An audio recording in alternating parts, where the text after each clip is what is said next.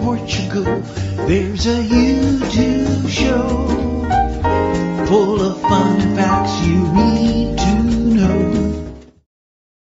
Hola, bon dia, alegria. Munson here with the Good Morning Portugal show, live stream and podcast, and of course, checking into the Portugal Club, not only for the Portuguese citizenship test question number 79, I think, this morning, but also some beautiful pictures from our trip here in the Algarve. Still here, talking of lovely pictures from the Algarve, I wonder if I might show you the outside view this morning. If I bring this onto the screen here, we'll go to the... I've got my mobile phone in my hand with the show link on it, and I should be able to show you what it looks like outside. Yeah, it's raining here in the Algarve. Could have stayed at home for this, but I mean, you can see the Algarve has a certain charm nonetheless. Here at the Pestana Palm Gardens, I believe the resort is called, and I should know. I'm living here for 2 days, but look at these beautiful palm trees there. A slightly grayer sky than yesterday.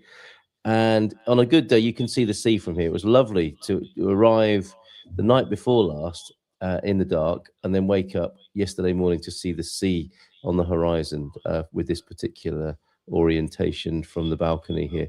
So a lovely place. Thank you, Pestana, for that. Let me just take that off there. We might come back to that later on. It's feeding back in the background here. So I'll just turn that off for a moment and ask you how you are this morning. Good morning, Mike. Yes, definitely got the video this morning. The Miranda de Corvo bus stop. Sorry, I shouldn't call it a bus. It is the metro bus, isn't it? Tram/train. I'm still not used to it, the idea of a bus that runs along its own private road being called a tram, replacing a train from years ago. Saw Philomena last night on the Expats Portugal Christmas party quiz. It was great fun.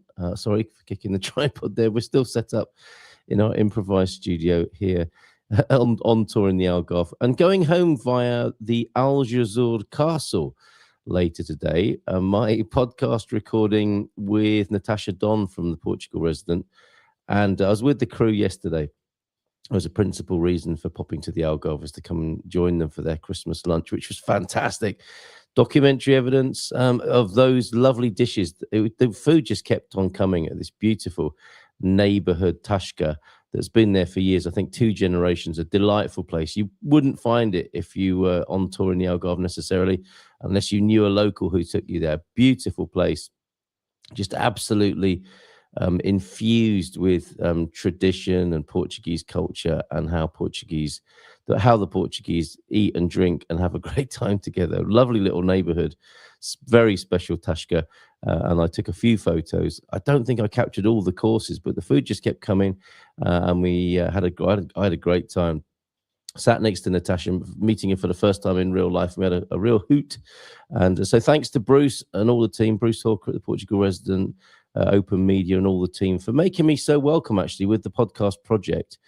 And 2 of those, of course, one later on today, one on a Wednesday, the most recent, of course, of which is Paul Rees talking about his favorite subject himself. So those 2 this week. But we've been doing that nearly a month now, the Portugal Resident podcast. You know, they put it on the front page. There's it's so nice to see that. I've got my column inside and the podcast advertising on the front cover, made the front cover of the Resi. We'll be going into the new year with more, and thank you so much to the team who made that so easy for me to join them and make that happen for the Portugal Resident podcast on YouTube, Spotify, and all your usual podcast platforms. I'm going to come back and have a look at the lunch I had with them in a little while.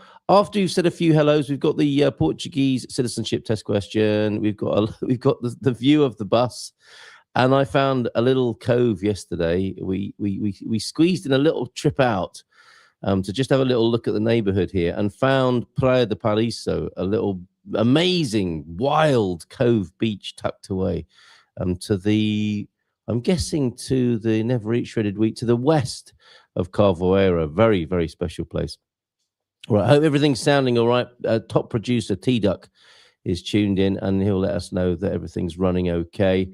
It's been a test of the setup today. We got there in the end yesterday, and I think it's optimized as much as it can be with an improvised table lamp for lighting and some of the Algarve light coming in, streaming in through the net curtains. Morning to you, T Duck.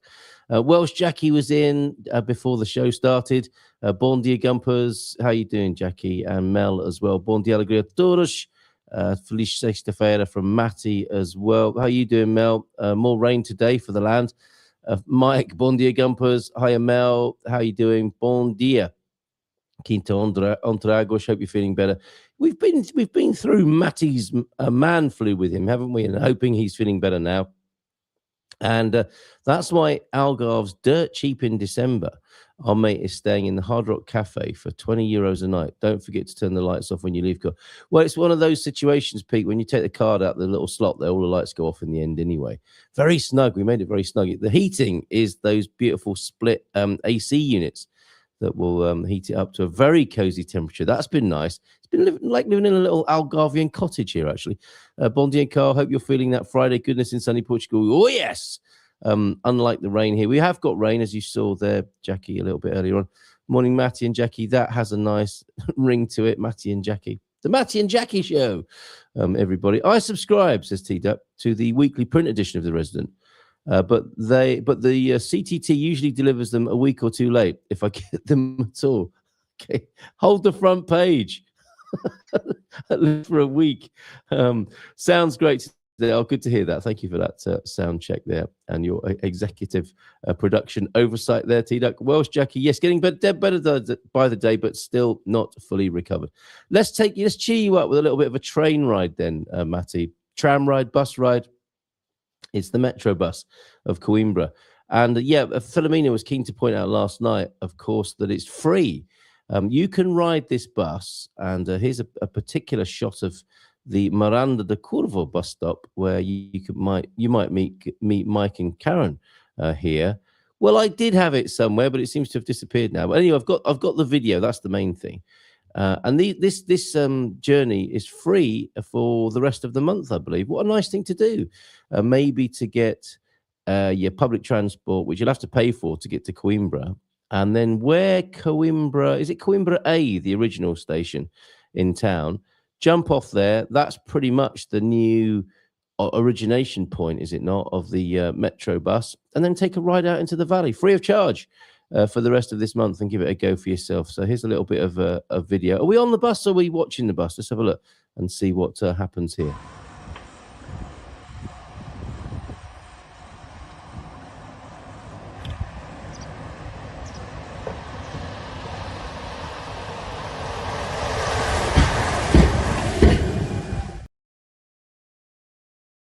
What happened there? I've just got. I was just trying to find the still. That was all over all too quick for me. Let me just do that again.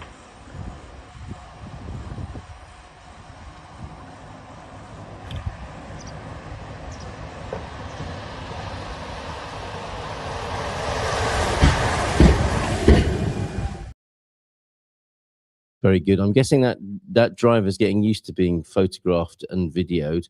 And not the pink road. A lot of it is on its own private pink road. So does it mix with other more lowly forms of transport as well, Mike, on its journey through the valleys there? Is it the Luzon Valley that it's going through? What's that valley called that you live on there in Miranda de Corvo? But that's an exciting step. They've only been waiting, I think, 15 years for that. Is that right? Philomena's proper peeved about that and hasn't been on it yet, but I'm sure she will be, to take advantage of that. Literally a free ride on the Metro bus there. So congratulations all involved in that. I can't wait to have a little journey on that train there and bus, tram, whatever they prefer to call it. And here is the Miranda de Corvo bus stop. I did bring you my own little bit of footage, didn't I, in Coimbra when I was there last. Just bringing the still for you now, courtesy of Mike. Oh, I see. I saved it to the desktop. That's why I couldn't find it. Let me just show you. You'll see a little bit of pink road here. Everybody, let me just show you what Mike sent me. 913-590-303 is the number, the WhatsApp number, if you want to send me anything like this. Where are you? Here we go. Miranda de Corvo's very own new Metro bus stop. Yes, drum roll. There you go. How about that? I think that might be the angle that Mike took the picture at. Hopefully the signage isn't that wonky in real life.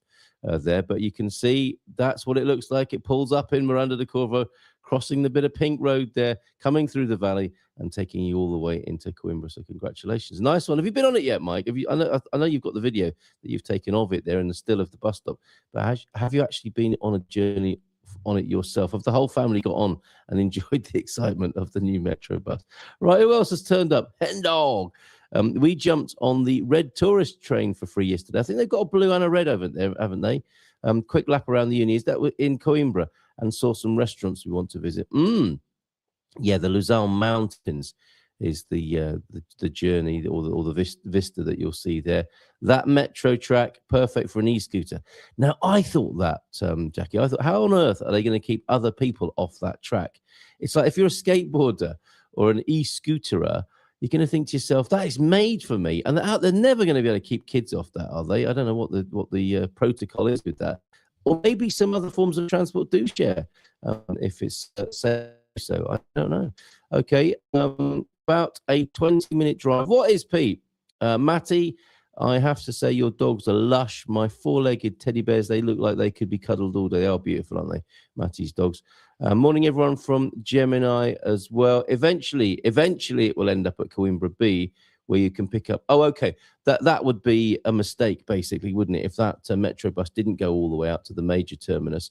But I think stopping for the time being at Coimbra A, the old smaller railway line, that goes straight into downtown Coimbra by the river there. Coach Turner will come and have a chat and talk about his time with us in San Martino de Porto. Was it last week? It was end last weekend. Bon dia, Gumpos, if Felice Sexter, looking forward to seeing you on it shortly. Apparently, it's going to be sunny here in the UK today, so getting out and about later. Nice one. I don't think it's going to clear up here in the Algarve. It's still charming, I have to say, with these great big palm trees here, but I don't think it's going to be a sunny day. And if it is, it'll be much later on today. Let's go over to the Portugal Club then, as we wait for the coach to join us a little bit later on. I don't know if he's going to let me play his video of hitting the room with his rhythm stick from last Saturday evening. It was an incredible performance. In the feedback and notes that I've had from people, you were mentioned several times, Coach, with your rendition. We couldn't find Billa Ricky Dicky. Yes, Ian Jury and the Blockheads, but we could find Hit Me With Your Rhythm Stick. And the coach, after doing Elbows, is it called One Fine Day? That elbow tune, that's a difficult karaoke tune, as I think you may have discovered there. And when you have a karaoke tune and the outro is just repeating some of the lyrics for 2 minutes, that's quite hard work to hold the crowd. You did pretty well with that, but you certainly excelled yourself with Hit Me With Your Rhythm Stick. The weather for Lisbon today is sunny also. Looking forward to a few hours outside. And there's a lovely walk along the river near to Coimbra B, worth a few minutes. It is, yeah, it's beautiful by the river there for sure. You would be surprised, Jackie. Sarah Estrellas is not as cuddly as my Rottweiler mix. They prefer to be on their own. Maybe that, yeah, I guess that's their instinct, isn't it? They must have spent a lot of time alone out there in the hills in the Serra da Estrela Mountains. Right, where were we going? Oh, yeah, the Portugal Club. Let's have a look then. This is a really easy question today. I'd be very surprised. Well, you might suspect there's some sort of trick question in here because it's so easy, but it isn't. It's very straightforward. What was the name of the revolution that ended Portugal's dictatorship in 1974? That is easy, isn't it not? Was it A, the Carnation Revolution? Was it B, the April Revolution? It could be called that. It could also be called the Freedom Revolution. Choice C. But I think you know the answer to that. Let me just give you the link for it in the chat. And you can pop over to the Portugal Club and make your own guess there. Lots of guesses yesterday. It actually's been quite busy over there in the last couple of days. Pop over there, sign up for the Portugal Club on that same link. I don't think you have to join even if you just want to have a look at what's going on. But if you want to take part in the quiz, I think you have to register over there. Very straightforward today with the quiz. And we'll stay over there. Let's see what's been going on over at the Portugal Club. We've got more Portuguese sayings of the day from Antonio F. And my pictures from, I think I might need to refresh. I'm sure I posted these up earlier on. Old guy in Europe's been busy over there as well with episode 80. How long does it take to adjust in Portugal? His latest there. How long does it take to adjust in Portugal? Episode 80 of the old guy in Europe. And yeah, let's have a quick look then at my lunch yesterday, if you'll permit me. Things I'd never tried before here in Portugal. And some interesting Algarvian specialities. These are like a carrot tapas here. They were very popular. That dish was full. And by the time I got my camera out, um, people had tucked in. Very popular with the Algarvians. Chopped, cooked carrots, nice chunks with cumin. And you can see the Moorish influence coming into the Algarve with this particular dish. And I think the crockery there suggests a little bit of a Moorish influence as well. Coriander, I think, chopped on there. Cumin, bit of I think it's cooked in a bit of garlic, and then some vinegar as well. That was delicious. Can you guess what that does look like a dried meat? It's actually fish. There are tuna that swim in the waters of the Algarve. Bruce was telling me yesterday. And there's a particular company that fishes for them. They swim from the Mediterranean out past Gibraltar and into the Atlantic, and there are traps for them off the Algarve. And there's a Japanese company that catches and exports the tuna back to Japan. So beloved is, I guess, for sushi. That is no, it can't really be called sushi. It's been given the Portuguese treatment in the lower part of the picture there. That's dried tuna. Atum seco there, a sprinkling of herbs, very delicious. I enjoyed that as well. And to the top right of the picture, you can't see it fully, but that is doce dababura, the pumpkin jam that went very nicely with the somewhat acidic flavor of the goat cheese. So goat cheese and pumpkin jam as part of the starter, the sort of tapasy starters that came onto the plate, the appetizers. Next, actually, no, not next up. This isn't in the order that they arrived, but some sweet potato fries, chips with polvo, deep fried octopus. They didn't do it a la grero with the garlic marinade and dressing. These are deep fried. The polvo is deep fried in the Algarve, or this version was, and beautifully presented with a jauntily placed terracotta pot there. Delicious. And this was a speciality. Now, this one, it's a real character there in the team. I was with colleagues from Barlovento, which is a well-established ancient Portuguese newspaper that's part of the Open Media Group. And some of the crew from the paper were there, including a brilliant older chap who was showing me the ropes with the Portuguese grub. And he suggested to me, take a portion of this, what would it be? It's like a seafood broth. Yeah, that's it, a seafood broth with little pasta tubes, as you can see there, and chunks of monkfish. It was delicious. And he said, put a splash of your red wine in there. And just as I was doing it, another guy sat next to me, said, no, don't do that. So a little bit of a controversial splash of Vino Tinto in there. That was a delicious dish, another local speciality. The pork leg here with marmalo. That's quince, great big quince fruits, chopped up and put in with the oven roasted pork here, roasted potatoes, marmalo, marmalade. I don't know if that is the origin of marmalade, the marmalo, but that's what the Portuguese call the quince. And that was a delicious flavor. That's what you can see that looks like a chopped pear there, somewhat bigger than a pear. That was also delicious and roasted in possibly a wood-fired oven. Don't read the print too closely on this illustration. This is one of those tashkas where we had our own room, gangster style, a long canteen table where where all the people who were coming to the party were sitting, away from the rest of the restaurant. And then loads of great illustrations on the wall, newspaper clippings, celebrities who'd visited, photographs of people having a great time in the cafe. It was that kind of place. And I think 2 generations of owners, chefs here, dad and son. I think that's the son. And it looks to me like they have a lot of fun in this tashka. All sorts of wonderful things like that.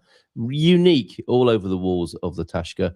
And a couple of great wine bottles I noticed. Now, the Algarve isn't as big a wine producing area. It's overshadowed clearly by Alentejo, Douro, and where else? Setúbal, for example, just up the road. But I saw some lovely labels here and some things to file away for trying later. This is the Arvad producer, and Bruce was telling me as well. There's I think the producer Arvad make a wine from a local grape. This is the indigenous grape of the Algarve, the Negramol. Negramol, if you want to try a slightly different varietal, that's what they work with in the Algarve, the Negramol grape. But amazing to try some Algarvian specialities right there, which you can see if you want to have a look at those and do your own I Spy checkbox exercise to see which of those you've tried. That's up over at the club at the moment. We've done the citizenship test, nice and easy there. Portuguese saying of the day, most recent from Antonio F. Let's scroll down to that because it is about, well, it's well over 600 now. Started by T-Duck a long time ago. And we've got Antonio F carrying on with the baton. 3 new ones for us there. Ir a Roma e now ver o Papa. Going to Rome and not seeing the Pope. Going somewhere and not visiting the main attraction. It's like going to Rome and not seeing the Pope. Ir dar Ricardo e ficar e fazer cera. Go deliver a message and stay doing wax. What? Go perform a task and stay there pretending to do something. I'm guessing the waxing is from an old seal, possibly on a message. Okay. Piddling about, basically, I think there. Don't mess about. Don't mess about with the wax. Just get on with it. Ir de vento in popa. Going with the wind from the stern. Did have a bit of that, actually, after a big Portuguese feast yesterday, meaning everything is going well, smoothly sailing along. Okay, so when you go with the wind from the stern, it's plain sailing, literally there. So that will be ir de vento in popa. There you go. Thank you, Antonio F., for those. Kate's one-woman advent calendar of funny memes continues as well over there. I get the feeling you're a dog lover, Kate, over there. Thank you very much for those. So there you go. That's the Portugal Club. Pop over there to answer today's question, which was, just to remind you, question 79 of the Portuguese citizenship test. What was the name of the revolution that ended Portugal's dictatorship in 74? Was it the Carnation Revolution? A, B, the April Revolution, and C, the Freedom Revolution? Jerry's quiz last night was great. Only problem being that if you invite Portuguese friends to a quiz, there might be some controversy about the answers. And it was hilarious. We were only on question 1, and there was Daniel raised the lawyer there with a constitutional view on the borders and nation-state history, timing of when Portugal became its own country. It degenerated immediately into, actually, no, that's the wrong answer. That wasn't the year since Portugal had its borders. And even if it was, there's still a controversial dispute with Spain that runs to this day. Don't worry. You think your IMA application is behind? That dispute hasn't been sorted out since 1139, apparently. Right. The coach is limbering up, as he does. He's warm. I wonder if he warms up to be on the show. He warms up when he's down at the track. Yes, he's definitely warming up. I can hear the Rocky music inside my head. Let's give him a nice big round of applause and bring him on for a bit of a chat this morning. Hola, bon dia. How you doing, Coach? And I've suddenly lost all sound. Well, we can hear you. I'm going to give you the thumbs up to say we can hear you.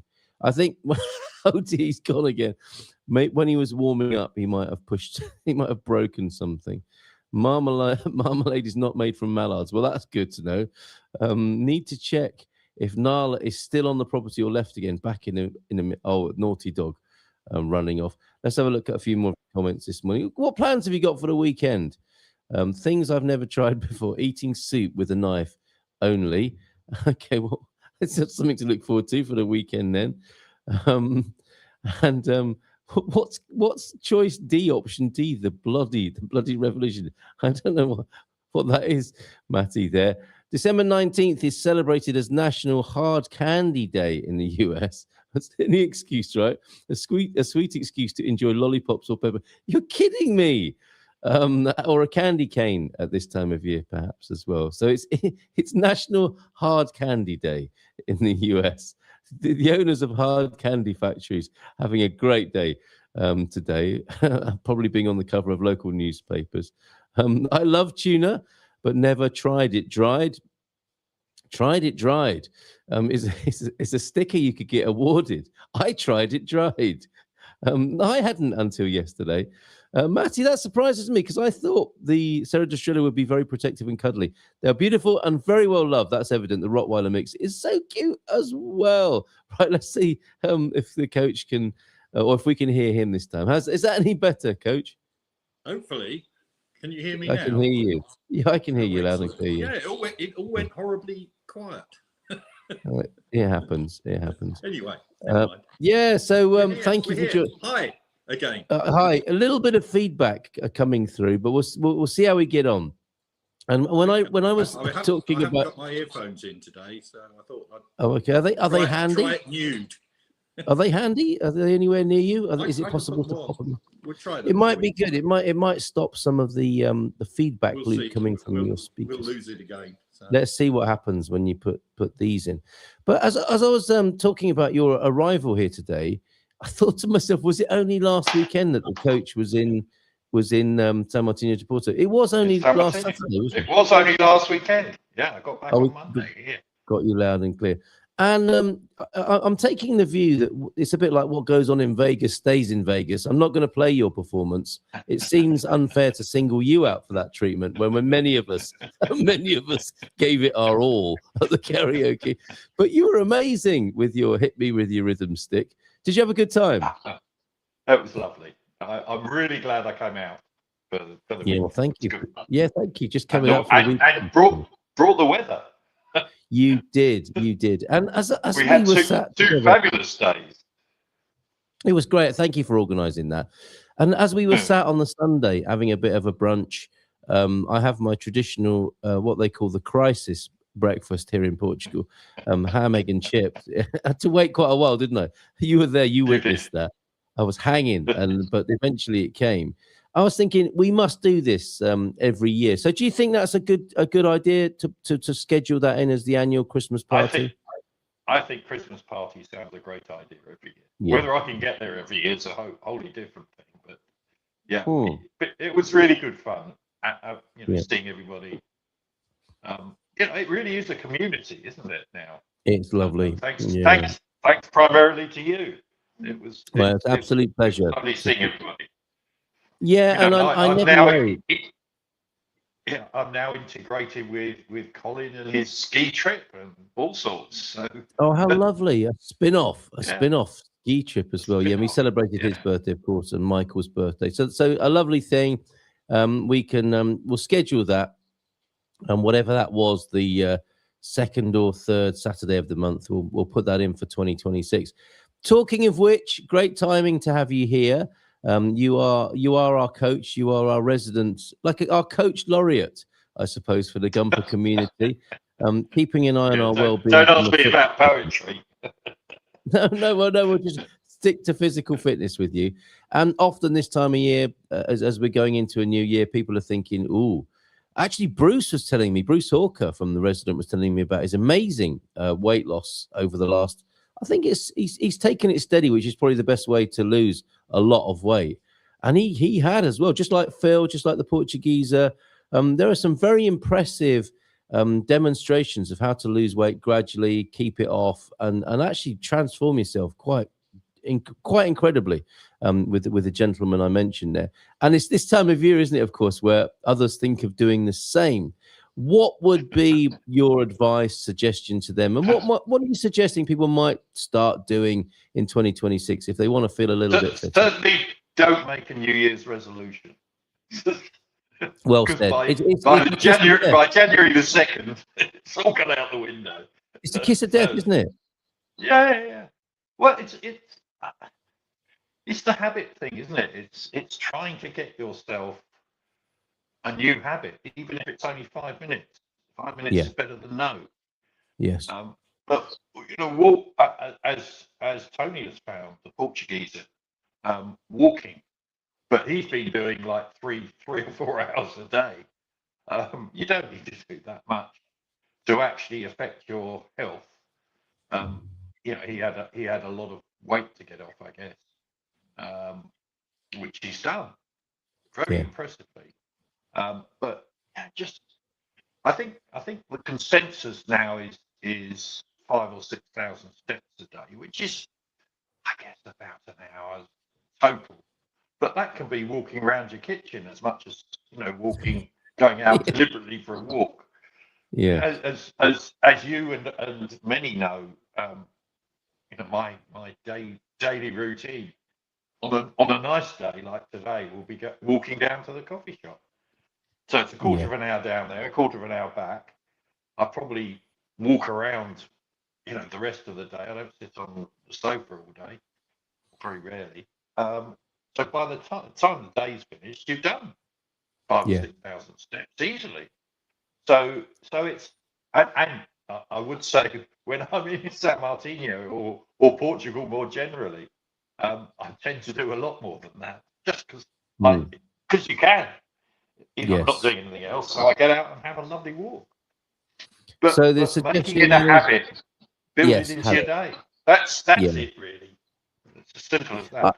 But I would just warn those that have lost a lot of weight to make sure that they're also doing a bit of strength work, because muscle. If you lose muscle, that drops your weight fairly quickly. Yeah. So just don't take weight as your only measure. Do a bit of strength work as well. Well, that's really good advice, because I was talking to Bruce about this yesterday, and the weight thing. None of these things should be taken in isolation. It's a sort of holistic and rich picture, and it has to be individual as well. You have to find something that works for you, obviously. Otherwise, you end up punishing yourself. And you enjoy it. Yes, exactly. You've got to enjoy it. Otherwise, you won't do it. I love doing my sprinting, and I was down at the track yesterday afternoon doing. Yeah. I did about an hour in total, including warm up and my session. So. It doesn't have to take a long while, but it has to be something you enjoy doing. That's what I enjoy doing. It might be going out on the lake and rowing, or kayaking, or dancing, or anything. It doesn't matter what it is, as long as it's active. It raises your heart rate and gets you going.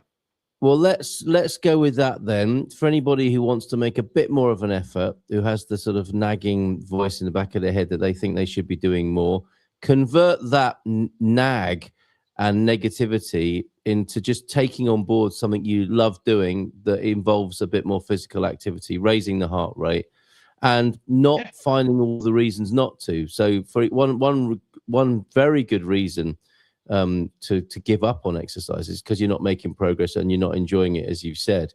And to look too much at these sort of BMI things and the sort of standards by which you can fail. Because me and Bruce were talking about this yesterday.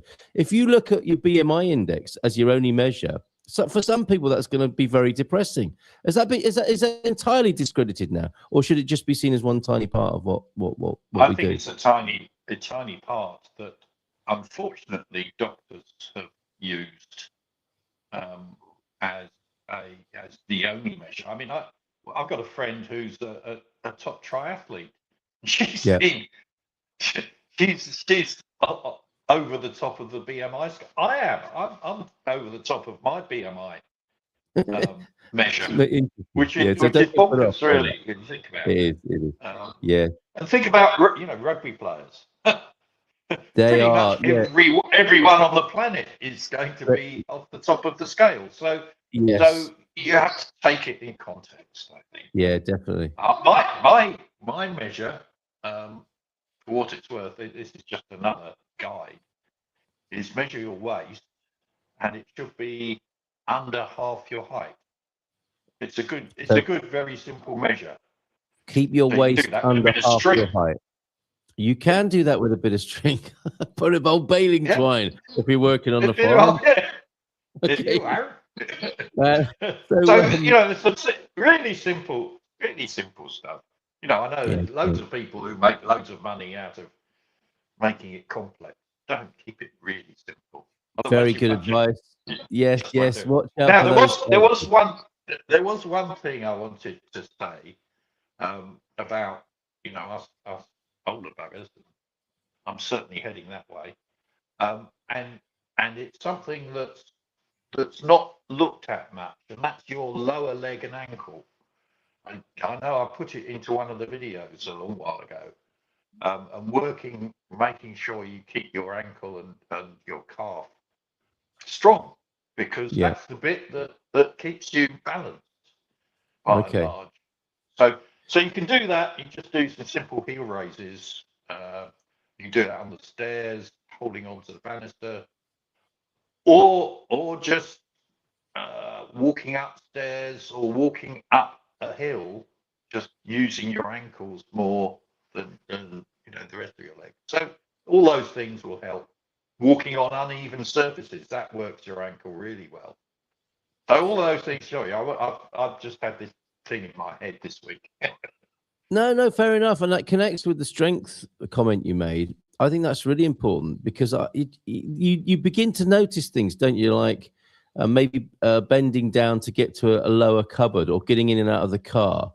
Those are those little markers, aren't they? When you realise you're not as sprightly as you used to be with that.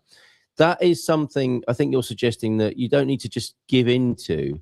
You can do a bit of training to increase your strength with these sort of situations.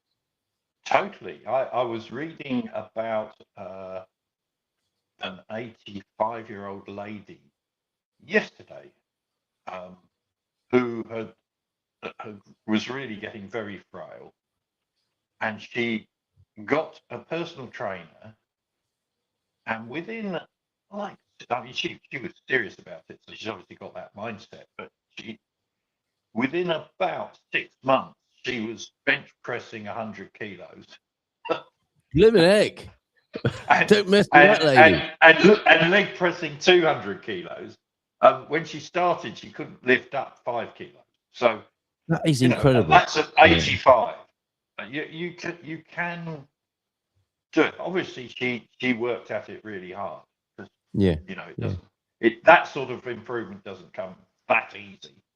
But you find the right way of doing it. And she loves it, and is so pleased with how she feels now that it's revolutionized her life. That's pretty impressive. You shouldn't give into it. You can do it at any age. I think that's the thing I didn't understand when we started out of this. I had a feeling you could do lots, but the evidence is coming through now, because people are beginning to look at it. We all grow older. That is an amazing thing. That's true. Since we have been having these conversations, the whole awareness around it of inevitable decay and aging is changing, isn't it? And before it was like, I'll freeze myself, or I'll inject myself, or I'll change my blood every day, like Simon Cowell or whatever, and all these weird and wacky things to maintain youthfulness. But actually, that attending to the stamina, strength, and speed, as you laid out right from the get-go, it's like the rest of the world seems to agree, or the sensible people talking about fitness, is that decrepitude, I think is the word, is not an inevitability. We're all going to die, and we're all going to get, things. We might have a sort of few difficult last months or years, but in the meantime, we don't need to give into an inevitable decay and decline. I think that was what our parents knew. They knew that was going to happen to them, and that's how it was, right? As I've said a few times on here, that was the trigger for me beginning to look at it, was how my folks went, and my dad had always done quite a lot of exercise. In his later years, he played golf. I mean, he played tennis till he was 80. So, he was always quite active, but he never really worked at it. He just went and played and, did a round of golf once a week or twice a week. And that's not enough. You've got to do a little bit more than that. Interesting. He hated walking. Oh, okay. So the funny old song. Challenge the inevitability. Yeah. Or rage against the dying of the light, as still absolutely. Have that on your headphones when you're working in the gym. That'll give you get a little bit of a push. Yeah. There's a lovely version of that on YouTube given by Michael Sheen, and it's gorgeous Welsh voice, and It's Yes. it's just a lovely thing to listen to. His lyrical voice, just singing Dylan Thomas's words. It's wonderful. And I think he stood in the atrium of a theatre, isn't he? He looks like he's been in rehearsal. Might be the National, actually. Might be the National in London. What is the name of that Dylan Thomas poem? What's it called? Do you know? Actually, I looked it up the other day randomly for another reason, and it doesn't have a name. It's known as the dying of the light, but I think, it doesn't have Dylan Thomas never gave it a title. Okay, so, all right. Yeah, Dying of the Light, Dylan Thomas. If you don't know it, check it out. It's good inspiration. Now we're also living in the time of these new weight loss drugs. They've always been around, haven't they? But there seems to be a new class of them. Mel saying and responded basically with a very, very straightforward review of BMI. It's crap, especially for muscular people. I am overweight on BMI too.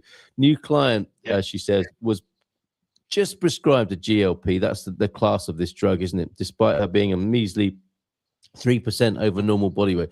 It's as if these doctors are incentivized to do this. Maybe they are. I am furious. Ozempic, says Mel, is a GLP, but this is a different brand here in Portugal. Okay, so they it's I can imagine. I suspect the Portuguese medical system would be quite up for this, and I think Portuguese people are quite compliant with whatever their doctors tell them to do. They're pretty likely to do it. So yeah, this is probably a thing in Portugal at the moment. However, there is finally some good research being done on training methods, foods for women. This is also a very interesting comment, Mel. In the same way that we don't have to accept a downward trend at the end of our lives and we can stay strong and fit, women are not small men. Great new research out there now for women, especially menopausal. Yes, different. Good. Yeah, very good. That's a very interesting comment there, Mel. Well, do tell us more on that. Thanks, Coach. I was just going to say, that reminds me, because we talked about, I think, my youngest daughter who has endometriosis. Oh, yes, yeah. It's only the last few years that any real research has been done on it. And you think, the 1 in 7 women suffer from endometriosis. It's disgraceful. We were saying, talked about it briefly. Yes, absolutely disgraceful. Male-dominated medicine, often the attention hasn't been there to sort of deeply understand and treat these situations. Yeah, just women's problems. Yes, I don't know. Take these. We've only got one treatment. Try it. Yeah, well, good to know. Anyway. Yes. The last thing I wanted to ask you is about because as well as this relationship you have with the community, a guardian of our fitness and longevity, parallel with that is your growing love of Portugal. Of course, that's how we met, with your appreciation of Portugal. And you come back and forth. And I think I've seen you a couple of times this year. How would you comment on that? How has your 2025 been in relationship to Portugal? And what are you hoping for next year?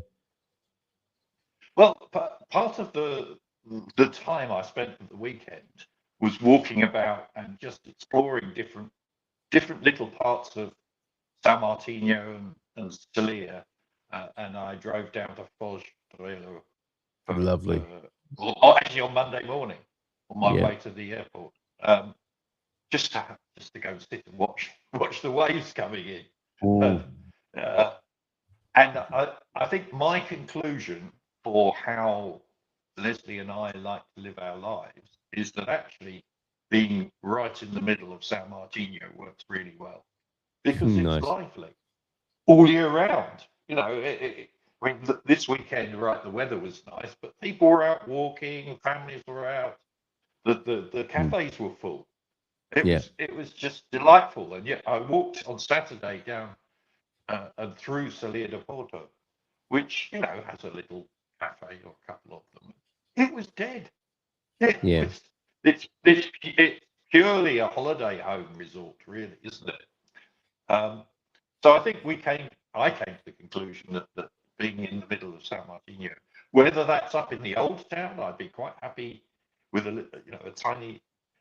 staying in a tiny little place up there, or down on the Marginal, looking all the what's the harbour wall bit called?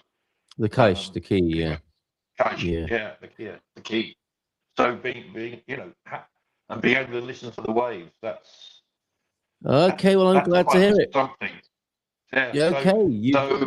And we've been round a lot of Portugal now, and I think I come back to your conclusion that actually San Martino is a fabulous place to just. This isn't a setup.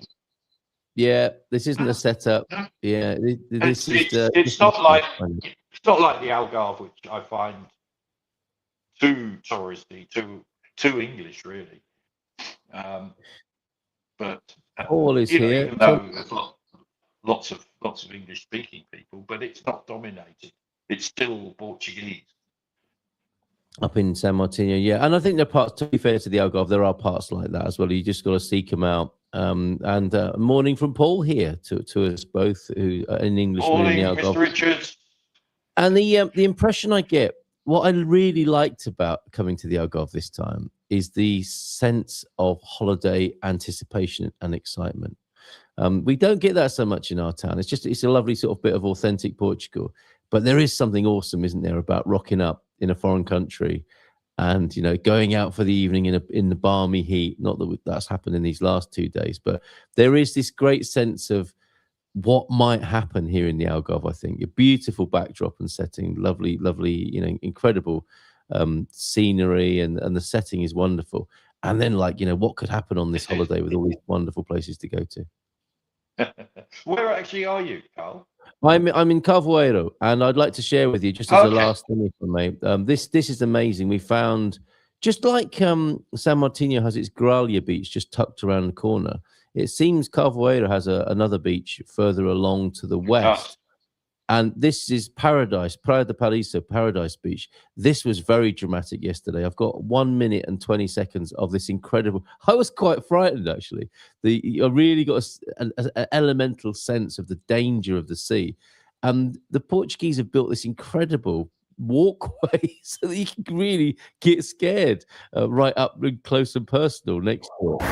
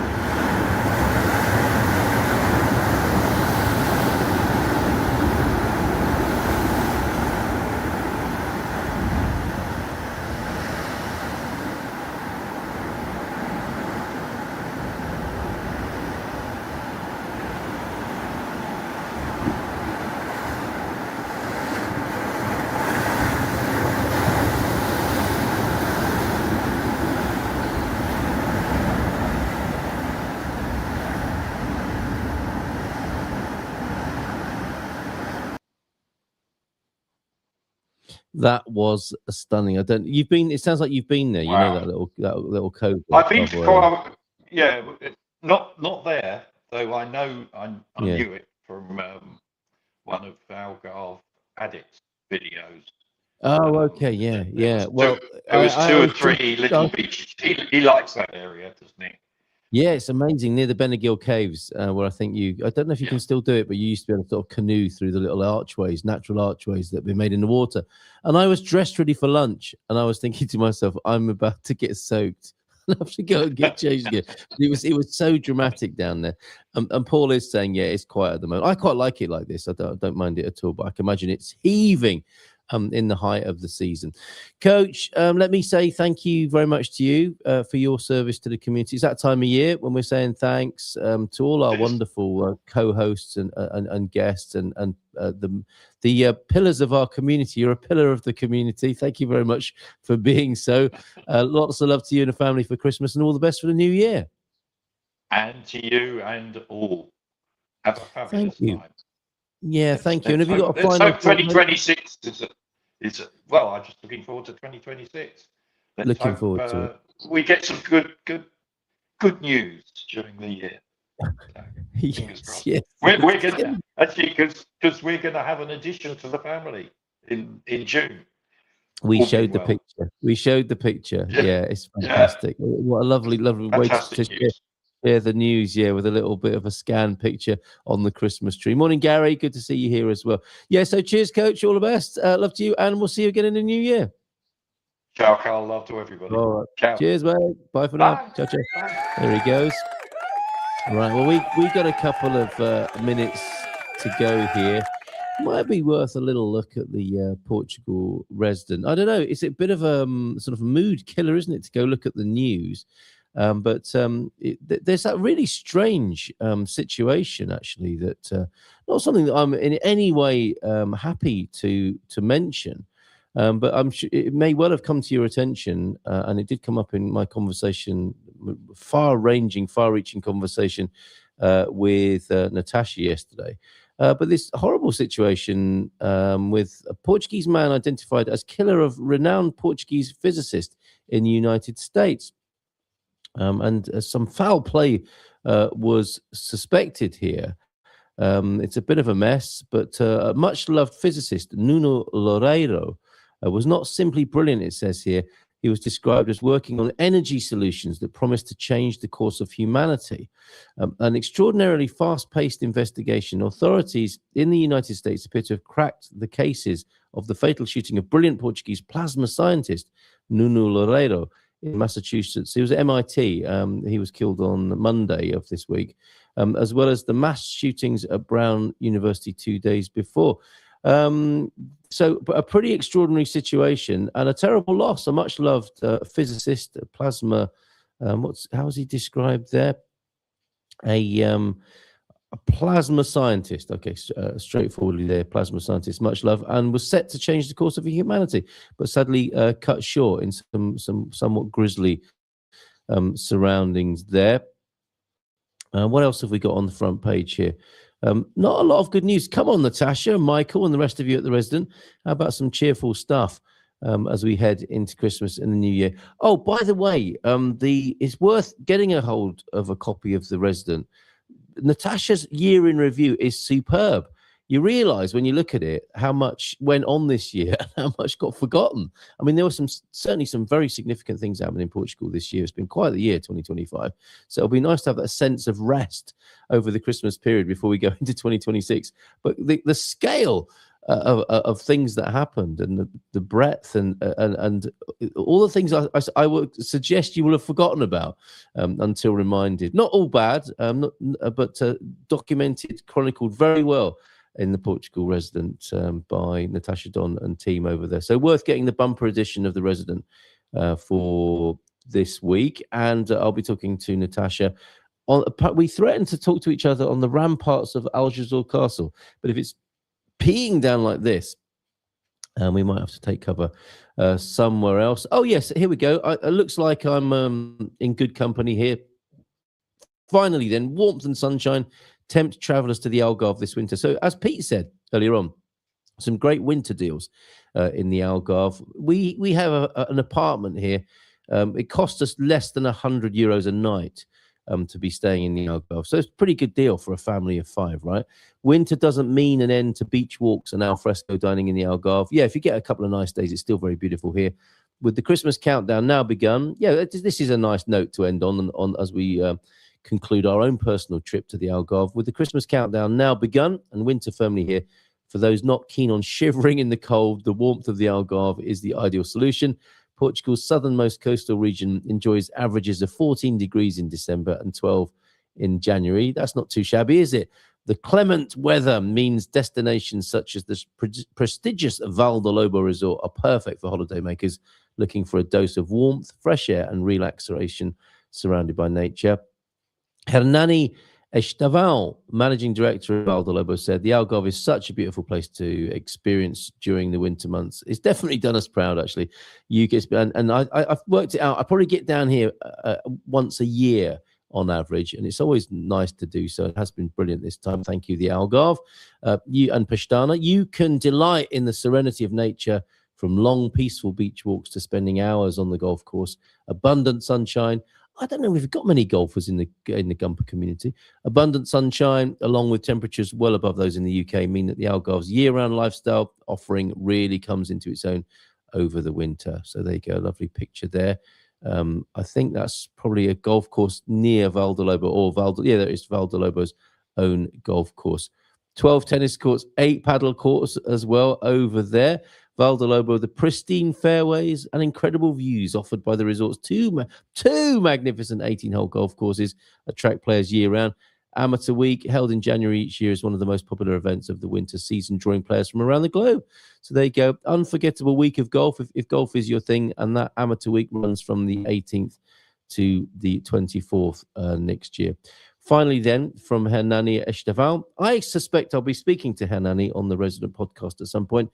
Anyone who has yet to experience winter in the Algarve is missing out. Good time to come. If you don't like the crowds and the busyness, it is a superb antidote to the stress and speed of modern life.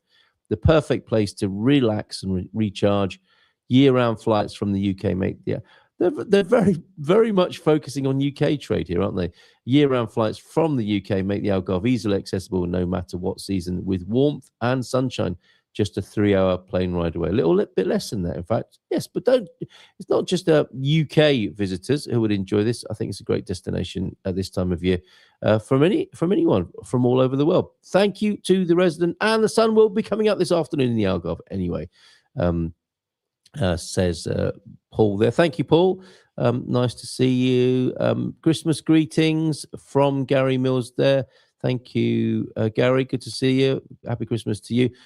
Next week, when does that Christmas actually fall? So Christmas Day will be next Thursday, the 25th, and Wednesday, the 24th, then Christmas Eve, when the Portuguese have their Christmas dinner on that evening, Wednesday. I think we'll probably be here with you in the morning of Monday, Tuesday, and Wednesday of next week. So look forward to your company then. Have a great weekend. Bon fin semana to you. Any more comments, I wonder? Fingers crossed I get my current resident today, but I'll be happy to get last week's edition. Wow. Okay, yeah. The bumper edition is good, and a lot happened this year, and it's been recorded very well. Almost like a bit of a memento for 2025. Something actually that will be interesting to look at the end of next year. So here's to a great weekend. Bon fin semana to you. We'll be back on Monday, Tuesday, and Wednesday of next week. We'll have more fun hanging out in the Christmas run-up. Have a great day. It's been great here being in the Algarve. Thank you for your company, and we will see you on Monday. I'm just setting up the outro video, which is that a lovely little section of the Algarve that. A still from the Praia de Paris. So take care. Bye for now. In Portugal, there's a YouTube show full of fun facts you need